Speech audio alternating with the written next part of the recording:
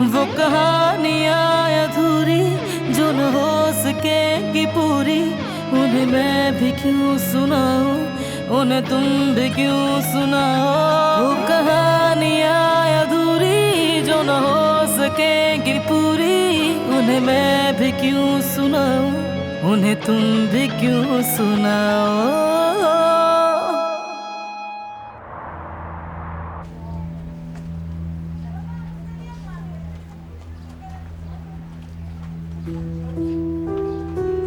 मेरी जान, हाँ? क्या हो गया? तुम कहाँ खो गए?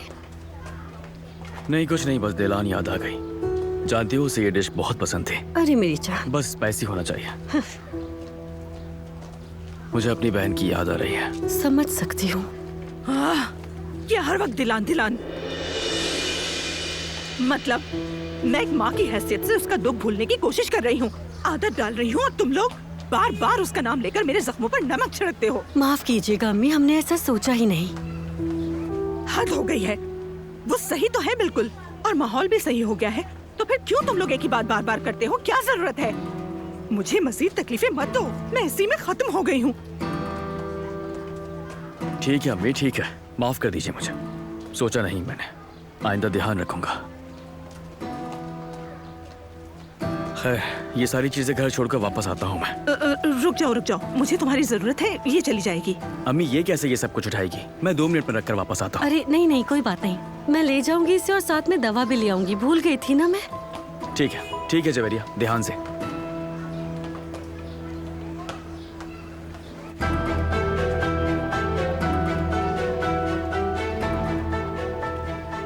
मुझे कुछ मालूम नहीं होता अनीफा, आखिर सब क्या चल रहा है? कुछ भी नहीं चल रहा सईद, तुम्हें क्यों ऐसा लग रहा है? अच्छा, दुआ है कि ऐसा ही हो।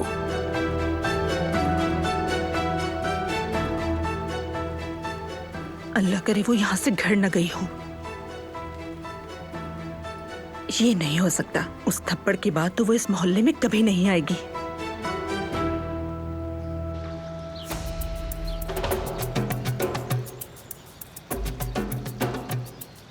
अब तुम्हें किस बात का इंतजार है? क्या बात मजीद बिगड़ जाए? हुक्म दे बाबा। जाओ जवदत को मार दो, बहा दो उसका खून।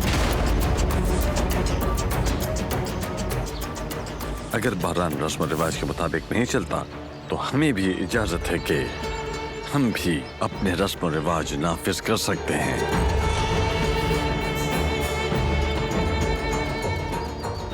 मैं मार दूंगा बाबा, लेकिन उसके बाद क्या होगा? तुम मार दो, बाकी काम मुझ पर छोड़ दो। मैं तुम्हें जेल नहीं जाने दूंगा, इल्जाम किसी और पे डाल दूंगा। जाओ अपनी ताकत दिखाओ ताकि मुझे भी फख्र हो।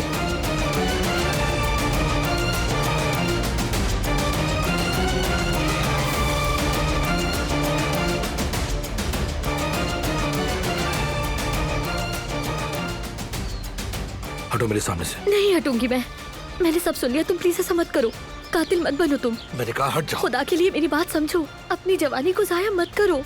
हाँ।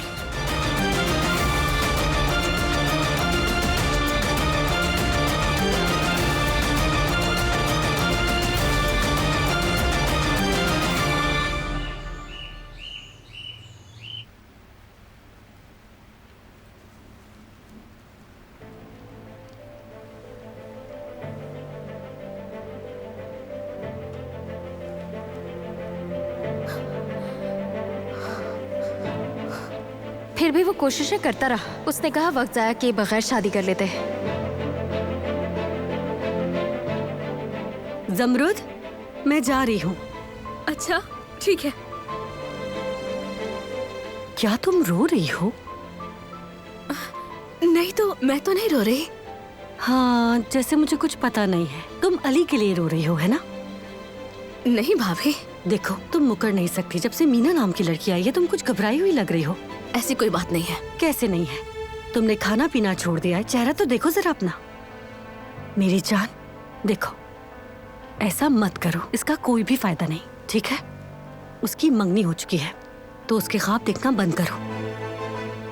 देखो, ज्यादा सोचोगी तो बीमार हो जाओगी, समझ रही हो? तुम भी मुस्तकबिल का सोचो। हाँ, मतलब तुम समझने की कोशिश ही नहीं कर रही हो। हारून को देखो, वो तुमसे बहुत मोहब्बत करता है। तुम अगर हाँ कह दोगी तो वो दुनिया तुम्हारे आगे रख देगा।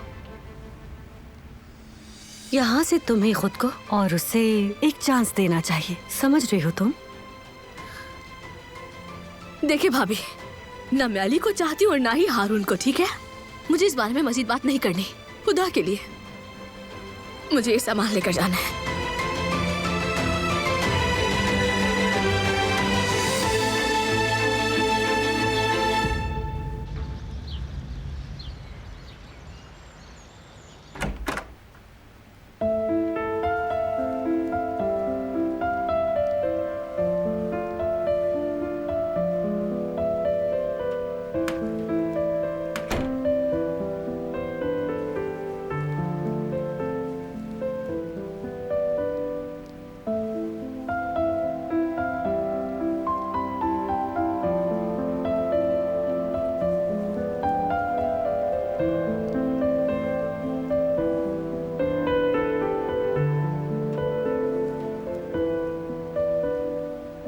ये कमरा तुम्हारा है।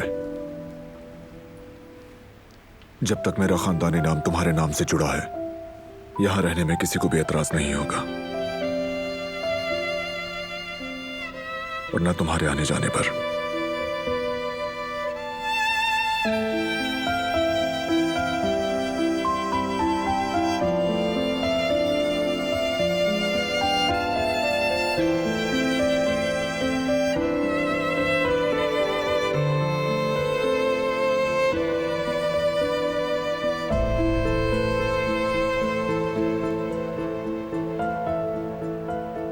आराम करो तुम अपने घर में हो।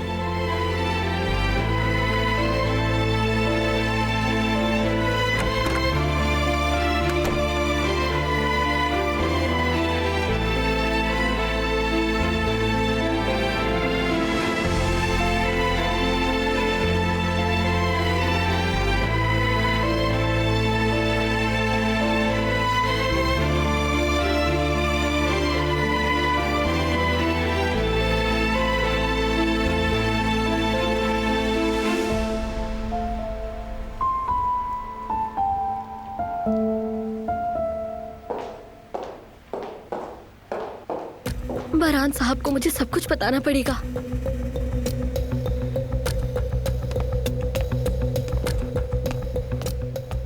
बरहान साहब, बोलो। मुझे आपको अभी एक बहुत जरूरी बात बतानी है। क्या हुआ? फिरात, यानी फिरात साहब। क्या हुआ फिरात को? मैंने उन्हें हसन साहब से लॉन में बात करते हुए सुना था, और शायद वो दिलान भाभी के भाई को मारने के लिए गए हैं। क्या कह रही हो तुम? क्या वाकई? जी बिल्कुल। उन्होंने अपने बाबा से गन भी ली और जल्दी में चले गए, लेकिन प्लीज किसी को पता न चले कि मैंने बताया है। क्या मैंने बिल्कुल सही सुना है? तुमसे पूछ रहा हूँ, क्या मैंने सही सुना है? भाई मैं भी साथ आ रहा हूँ आपके। तुम यहीं रहो।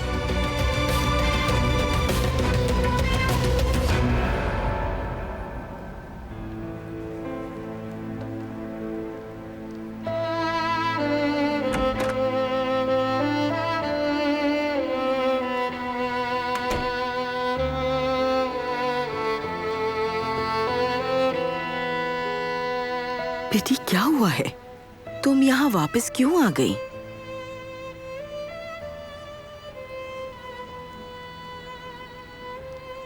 अम्मी,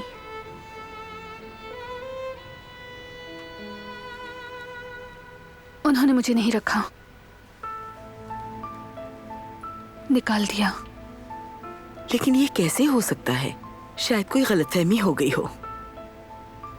कोई गलतफहमी नहीं है। उन्होंने मुझे साफ साफ कहा कि तुम्हारी यहाँ कोई जगह नहीं। मैं तो अपने बचपन से ही अपनी माँ के प्यार की कमी को हमेशा महसूस करती रही, लेकिन आज तक इतना अकेलापन कभी महसूस नहीं किया। हमेशा एक उम्मीद थी मेरी अम्मी मुझसे भी ऐसे मोहब्बत करें जैसे जमरुद से करती हैं, लेकिन नहीं, मैं मां से भी महरूम हूं।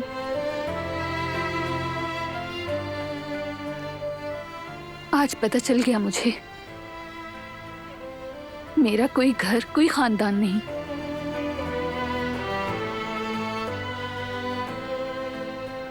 पता चल गया मेरा कोई अपना नहीं।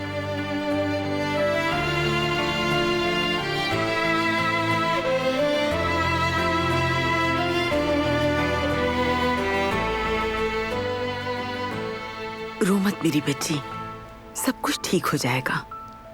यकीन करो मेरा, तुम्हारी अम्मी अपना लेंगी तुम्हें। वैसे उन्होंने भी कम मुश्किलात नहीं देखी, इसलिए मैं तुम्हें देखकर डर गई हूं। अगर जरूरत पड़ी तो मैं खुद उनसे बात करूंगी, इसलिए तुम अब उदास मत हो। उदास नहीं हूं मैं, और ना ही गुस्सा हूं। मुझे इसका हक नहीं। मैं अब मजीद किसी पर बोझ नहीं बनूंगी, खुद अपना ख्याल रखूंगी, किसी को तकलीफ नहीं दूंगी। वैसे भी अब मेरा कोई नहीं है। ऐसा मत सोचो बेटी, बहरान शौहर है, वही तुम्हारा सब कुछ है मेरी बच्ची।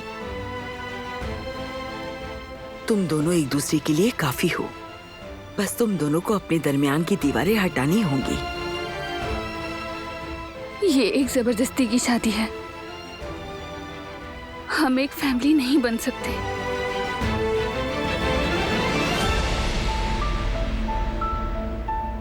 अकेली रह गई हूं मैं इस जिंदगी में।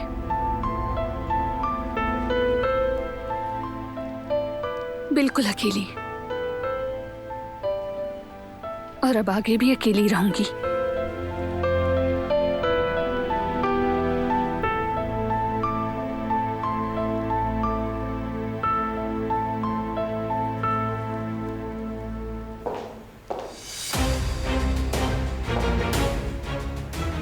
अल्लाह करे फिरात के हाथ खून में रंगने से पहले बारान साहब वहां पहुंच जाए।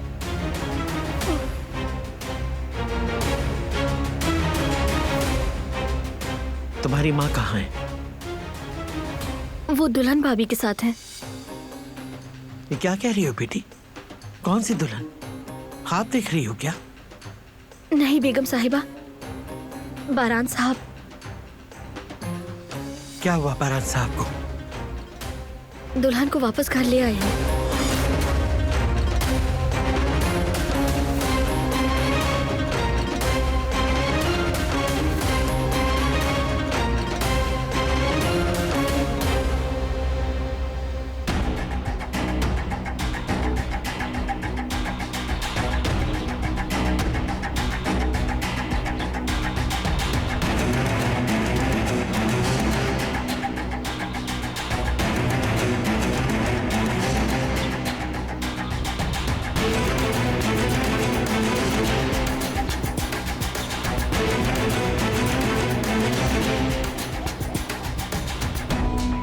जाओ जवदत को मार दो, बहा दो उसका खून।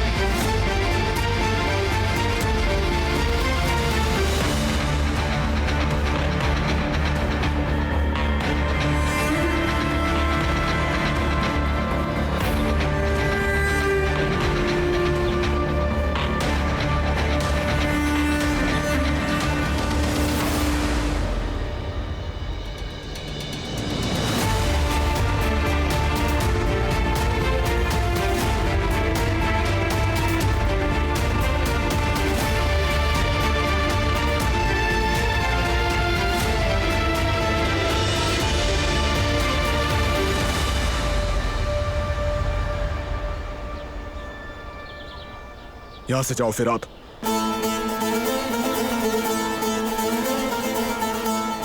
नहीं जाऊंगा। अब हमारी रस्म को पूरा करने का वक्त आ गया है। फिरात, मैंने कहा जाओ। नहीं जाऊंगा। जो तुम नहीं कर सके वो मैं करूंगा। हट जाओ सामने से। अब तुम मेरे खिलाफ जाओगे? दरअसल रिवायत के खिलाफ तो तुम जा रहे हो। तुम बड़े हो या हमारी रिवायत वारान आगा? तो फिर पहले मुझे मारो।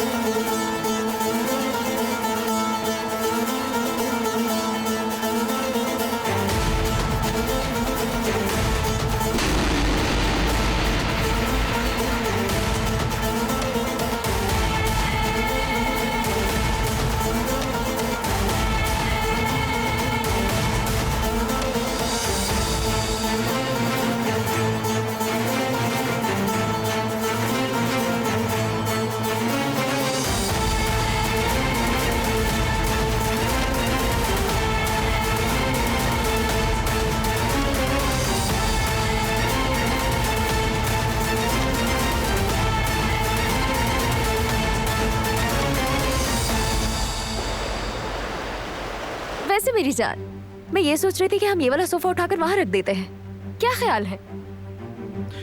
रख दो। या बल्कि एक काम करते हैं, ये सब वहाँ रख देते हैं। ये जगह खाली हो जाएगी। ठीक है ना?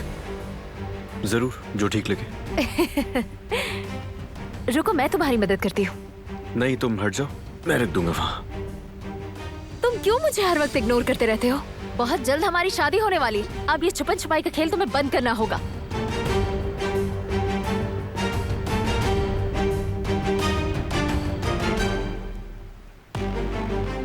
मीने, रिलैक्स रहो। अच्छा, हो गई रिलैक्स। लेकिन अब तुम मुझे बताओ, और बिल्कुल सही बताना, कि वो वक्त कब आएगा जब हमारी शादी हो जाएगी एली? हाँ, जवाब दो मुझे एली कि वो वक्त कब आएगा जब मैं तुम्हारी बीवी बनूंगी। बताओ ना।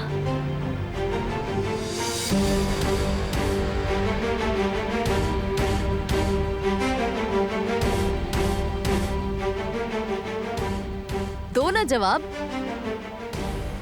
कब तक मैं तुमसे यही सवालात करती रहूंगी? बताओ मुझे। बात सुनो मेरी, मैंने अपने बाबा को खोया, ये पता है ना तुम्हें?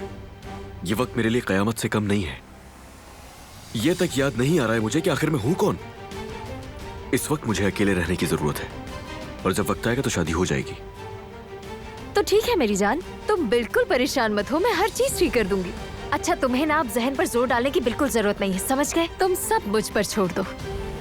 ठीक है, सब कुछ छोड़ा मैंने तुम पर।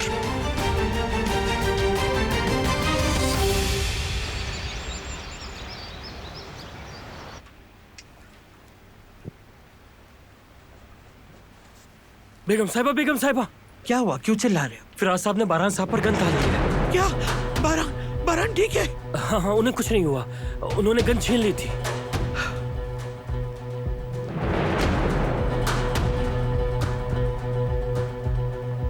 मैंने तुमसे क्या कहा था? मैंने तुम्हें खबरदार नहीं किया था? अब देख लो तुम, और जो कुछ मैंने कहा था बारी बारी सब कुछ सामने आ रहा है। अगर बारान ने फैसला कर लिया है तो हमें कबूल करना होगा, ये तो साफ है। लेकिन ये भी सुन लो कि अगर तुम चली गई तो उसकी कीमत बहुत भारी होगी। जो कुछ होगा उसका गुनाह, उसकी जिम्मेदारी सिर्फ तुम पर होगी। सिर्फ तुम्हारी वजह से तुम्हारे भाई की और बहरान की जिंदगी खतरे में पड़ गई है। जैसे ही बहरान ने तुम्हें छोड़ा, फिरात कबीले की रस्म को पूरा करने चला गया। क्या बहरान अपने फैसले से पीछे हट सकता है? वो फिरात के सामने खड़ा है। फिरात ने बहरान पे गन डाल दी है, गन। तुम्हारा भाई बेशक दफन हो जाए, मगर बहरान हमारी आंखों का नूर है। देख लिया ना तुम्हारी कीमती आजादी के लिए, देख लिया अपनी जिद का नतीजा, देख लिया ना। मैंने तुमसे पहले ही कहा था, ऐसे ही तो नागिन नहीं कहती मैं तुम्हें। जानती थी तुम अपनी हरकतों से जहर फैला दोगी। अगर दुश्मन हमारे दरमियान मौजूद है, अगर भाई भाई पर असलहा तान रहा है, तो ये तुम्हारा कसूर है, सिर्फ तुम्हारा। मेरा भाई, मेरा भाई। तुम्हें हिसाब देना होगा नागिन, जल्दी या देर से तुम्हें हिसाब देना होगा। वो हशर करूंगी कि मिसाल बन जाएगा।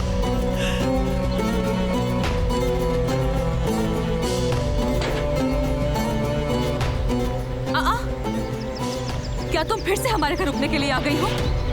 तुम्हें तो बहरान ने भेज दिया था ना। बड़ी आजादी आजादी की बातें कर रही थी ना। एक दिन भी नहीं गुजरा और तुम वापस आ गई। मैंने पूछा तुम वापस क्यों आई हो? जवाब दो मुझे। बेशर्मी के कौन से लेवल पर हो समझ नहीं आता। देखो, जिस इंसान में सेल्फ रिस्पेक्ट, शर्म और सेल्फ एस्टीम नाम की चीज ही ना हो, उस इंसान को मुंह उठाकर वापस आने में शर्म क्यों आएगी भला? बस करो, हटो सामने से।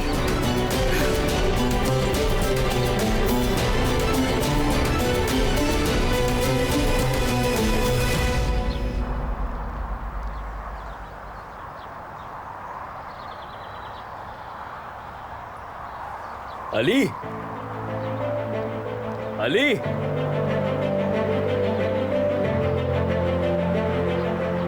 अल्लाह, अली,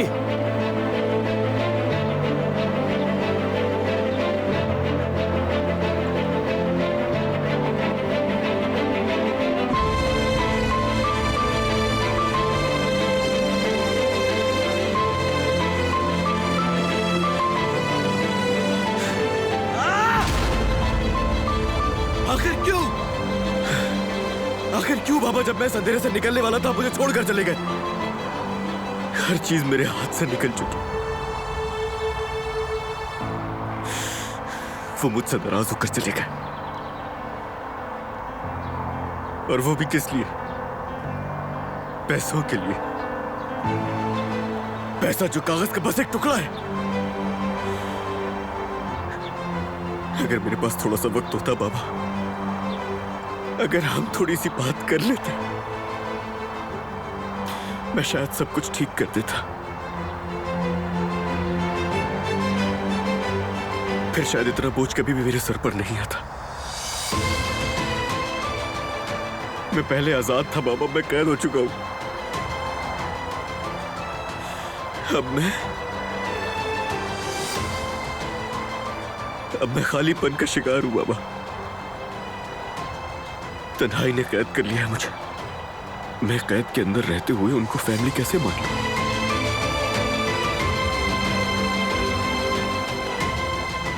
अल्लाह मेरी मदद फरमा।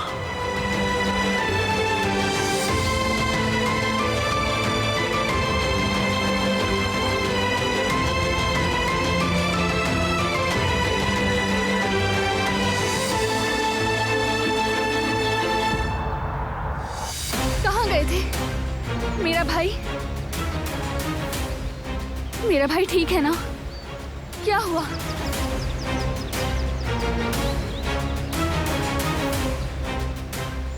मुझे जवाब दो प्लीज। ठीक है ना मेरा भाई? ठीक है, किसी को कुछ नहीं हुआ, परेशान मत हो।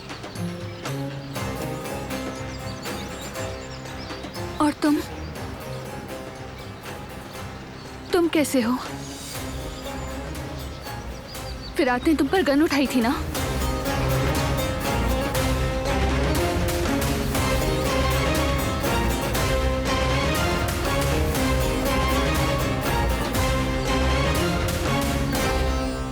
आखिर तुम क्यों नहीं रुक रहे हो?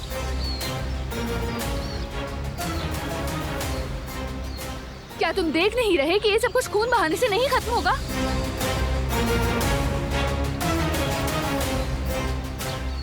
दुश्मनी से क्या मिलेगा तुमको? फिराद, अब बहुत हो गया, बस कर दो तुम।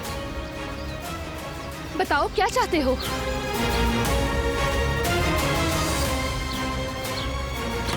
इंतकाम ने तुम्हारे दिल को स्याह कर दिया है।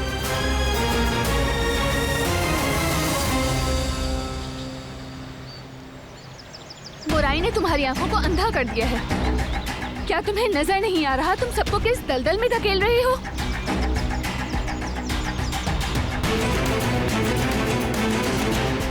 तुम सबको एक कब्र में दफन करने की कोशिश कर रहे हो जो कीने से भरी हुई है, समझ गए? चुप रहो, बेशर्म कहेंगी। अब ये हमें हमारे ही घर में टीचर की तरह दर्स देगी। तुम हो इस फसाद की जड़। अगर तुम ना चाहती तो ये सब कुछ ना होता। अपनी जिद को, अपने गुस्से को किसी और पर डालने की कोशिश मत करो। अगर कीना है तो वो तुम्हारी नस्ल में है, तुम्हारे खानदान के खून में है।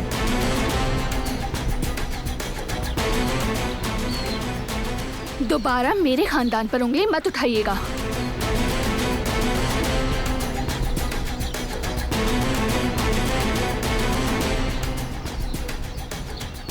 अब यही हूं मैं यहां से कहीं नहीं जा रही हूं।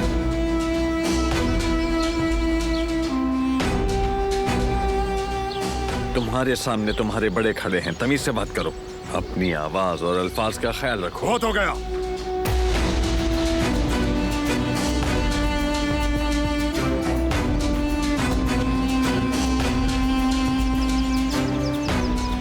बस करें सब।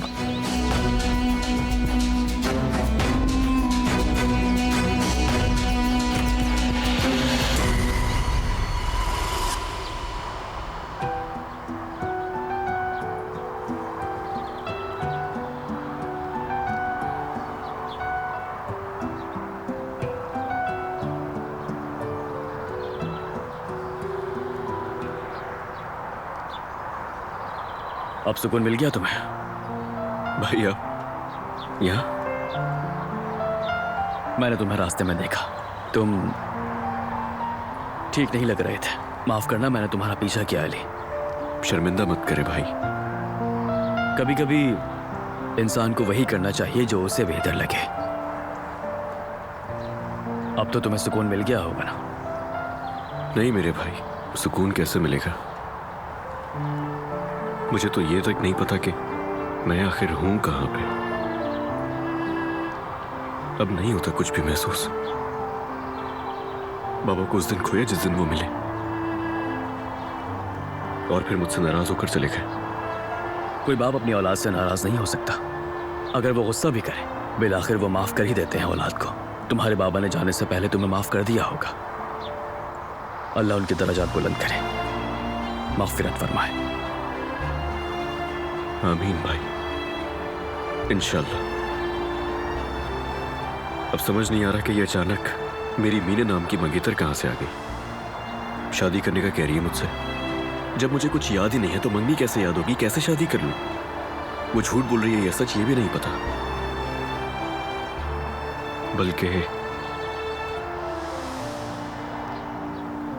बल्कि क्या? शायद उसके लिए तो मुझे कभी कुछ महसूस भी नहीं हुआ। मेरे सामने खड़ी वो लड़की मेरे लिए मंगेतर नहीं बल्कि एक अजनबी सी लगती है वो मुझे।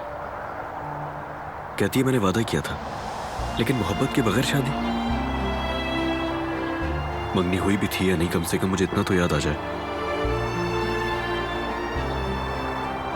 यही होना रह गया था। अली, हर चीज का वक्त होता है। तुम अभी अपने गुस्से में हो, शादी का भी वक्त आ जाएगा, या फिर शायद वो वक्त कभी ना आए। मेरे भाई, अभी मीने से शादी करने की जरूरत नहीं, बस अपने दिल की आवाज सुनो।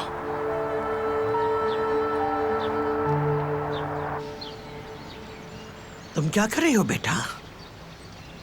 बारात के खिलाफ इस तरह जाने का आखिर क्या मतलब है? खुद को संभालो, अक्ल को ठिकाने पर लाओ। मैं हक पर था दादी जान, मैंने अपनी रिवायत के मुताबिक ये सब कुछ किया है। आप हमारी रिवायत को मानती हैं या फिर बारानागा को मानती हैं? क्या चीज ज्यादा अहम है? उस पर गुस्सा करने के बजाय यहाँ मुझ पर चिल्ला रही है दादी जान। क्या हमारी रस्म में अपने सरबरा के सामने खड़े होना शामिल है? तुमने अपनी सारी हदें पार कर ली है।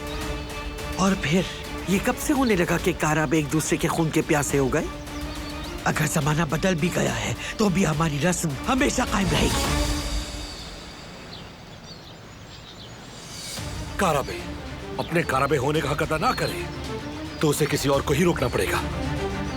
लेकिन आपके लिए वो बारान तो 7वें आसमान पर बैठा हुआ दादी जान। आपको उसकी कोई गलती नजर नहीं आती। यहाँ तक कि आपके कबीले का सरबरा हमारे कबीले को किस हाल में छोड़ा आपको वो भी नहीं दिख रहा। हाँ, बदल गया जमाना, मगर आप भी बदल गई हैं। पहले कभी आपने हमारी रस्म तोड़ने वाले को माफ नहीं किया।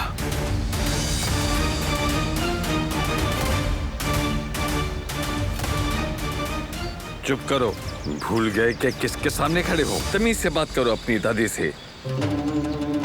मैं तुम्हें इसकी सजा दूंगा। तुम्हारे सामने हमारे खानदान का सुतून है, सुतून।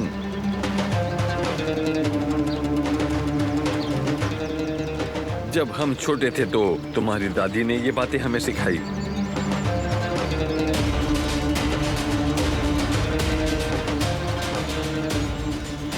इनके सामने तुम अपनी ज़बान का ख्याल रखना, समझे?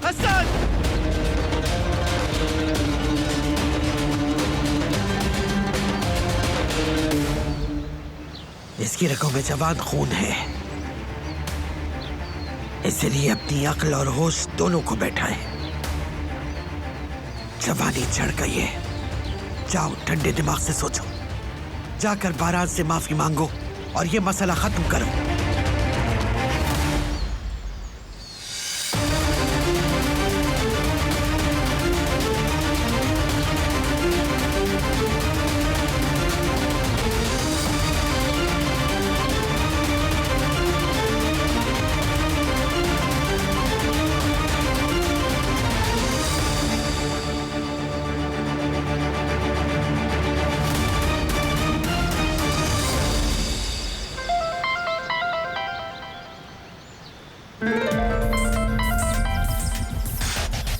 बोलो क्या बात है? हमारे पैसे कहाँ हैं? अभी सही वक्त नहीं है, बाद में बात करेंगे। क्या मुसीबत है यार, पता नहीं कब जान छूटेगी इससे। मुझे इस मसले का हल जल्द से जल्द निकालना होगा, वरना ये आदमी मेरी जान नहीं छोड़ेगा। जब देखो कॉल करता रहता है बेवकूफ आदमी।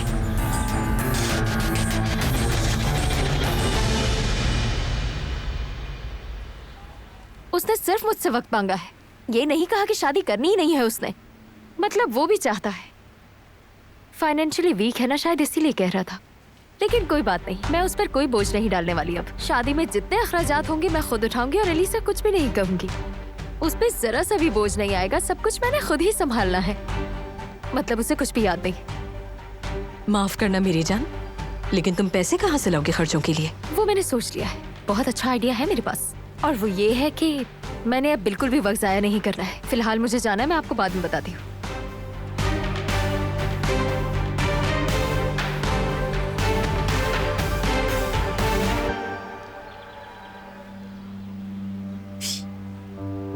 मेरी जान, ऐसा भी क्या सोच रही हो जो बुत बनकर खड़ी हो यहाँ?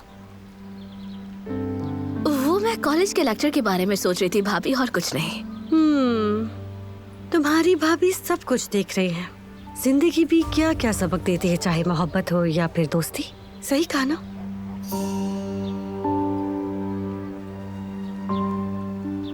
अली, आ जाओ, यहाँ बैठो, आराम करो, खुद को संभालो। ओहो, हमने तो यहाँ फलाही इदारा खोल रखा है ना? बिल्कुल ठीक कह रही हूँ ना मेरी जान? हाँ, बैठो यहाँ आराम से।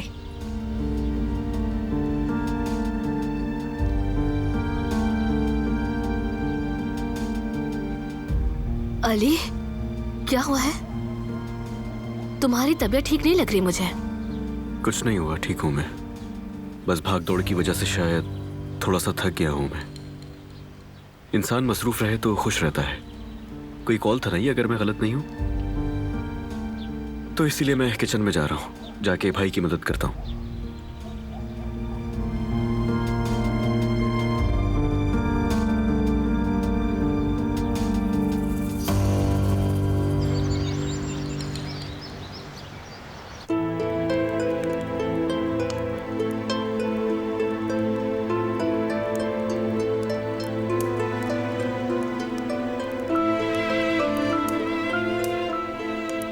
क्यों नहीं रुक रहा? आखिर ये इंतकाम का खेल कब तक चलता रहेगा? कब तक ये खून इसी तरह बहता रहेगा? सबको नुकसान होगा। ये सिर्फ हमारे लिए नहीं, बल्कि तुम्हारे। वो क्यों फिर से एक खून बहाना चाहते हैं?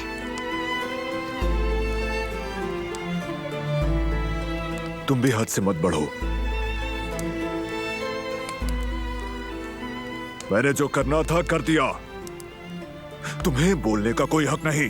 हम बार बार उसी जहन्नुम में जा रहे हैं। सुन लो, जब तक ये कीना खत्म नहीं होगा, हमारा जहन्नुम भी खत्म नहीं होगा।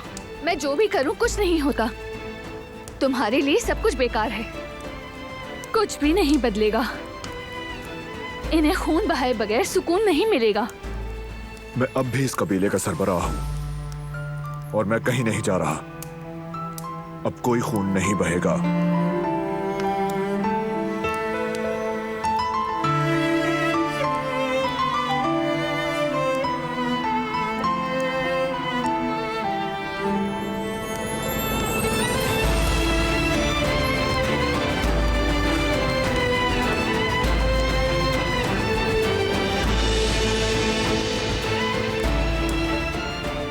मैं कभी किसी को ऐसा कुछ भी करने की इजाजत नहीं दूंगा। सुन लिया तुमने?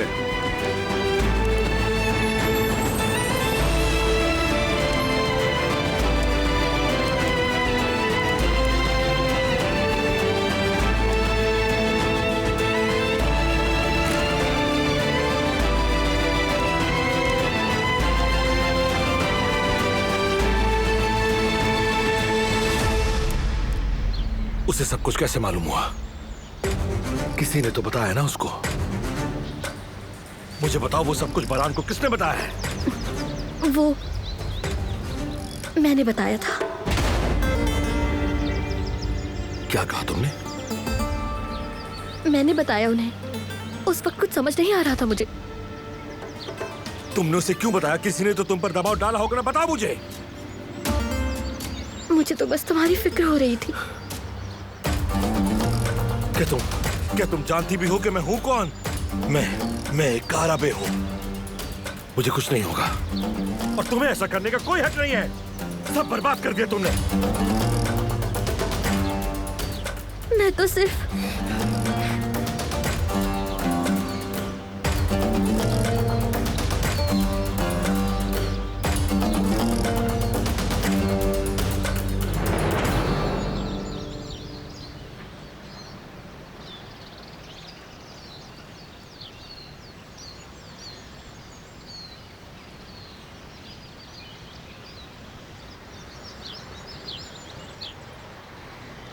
रास्ते भर मैं सोचता रहा भाई,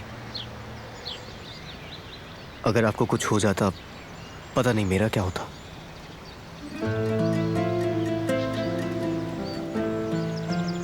मैं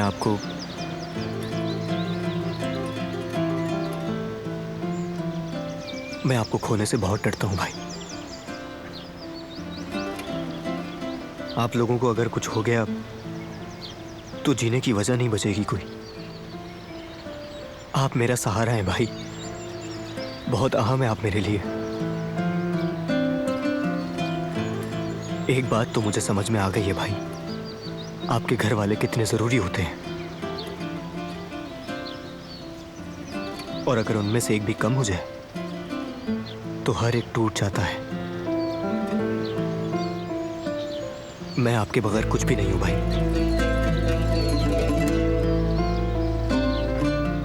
तुम्हें बहुत हौसले से खड़े रहना होगा, हालात चाहे जितने भी खराब हों, मजबूत रहना, क्योंकि ये सब मैंने तुम्हें सिखाया है। मैंने कोशिश की है कि तुम मजबूत बनो और खड़े रहो, चाहे जितना बड़ा तूफान आ जाए। अल्लाह का शुक्र है तुम मजबूत हो। लगता नहीं था कि तुम्हें एहसास होगा।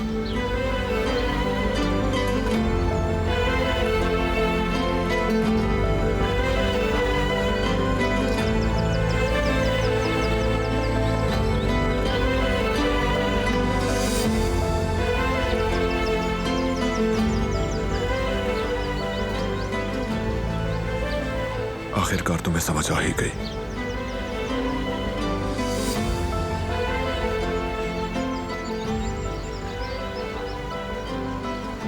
मैं किसी को कोई तकलीफ नहीं देना चाहता जिहान, और शायद इसीलिए मैंने सबसे मुश्किल रास्ता चुना। और अब हर सूरत मुझे निभाना है इसे। मैं नहीं चाहता कि अपने किसी भी प्यारे को अब खो दूं। आज ये तो अंदाजा हो गया कि खून बहाने से किसी का कोई फायदा नहीं होता। और हाँ, आपकी हर बात सही साबित होती है हमेशा। माफ कर दे मुझे।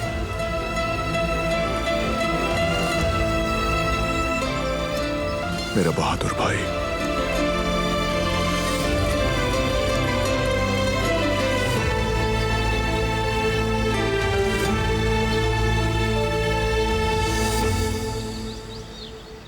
तो अब क्या करने का सोचा है भाई? उसे अपने किए की सजा मिलेगी क्या? नहीं बचेगा। मैं उसके किए की सजा जरूर दूंगा, तुम फिक्र मत करो।